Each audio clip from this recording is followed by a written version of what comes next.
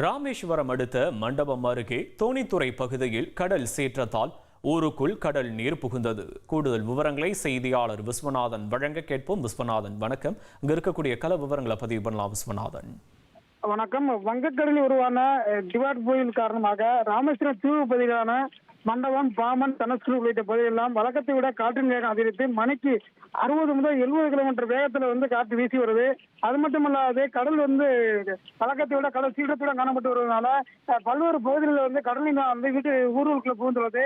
இந்த நிலையில பாத்தீங்கன்னா மண்டபம் தோணித்துறை பகுதியில் சுமார் 50க்கும் மேற்பட்ட மீனவ குடும்பம் வச்சு வராங்க. அந்த 50 மேற்பட்ட மீனவ குடும்பங்கள் கடல் நீர் உள்ள போக வரையும் தடுப்புகள் அமைக்கப்பட்டுள்ளது.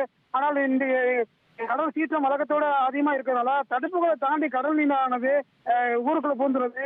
50க்கும் மேற்பட்ட மீனவ குடும்பங்கள் வீட்டுக்குள்ள தங்க முடியாமல் அருகிலுள்ள தேவாலயத்துல தங்கி இருக்காங்க. இதுக்கு சம்பந்தப்பட்ட மாவட்ட அதிகாரி சம்பவ இடத்துக்கு விருது சென்று அவர்களுக்கு தேவையான அனைத்து அடிப்படை வசதிகளும் செய்து கொடுக்க வேண்டும் என அப்பகுதியில் மக்கள் கோரிக்கை கொடுத்திருக்காங்க.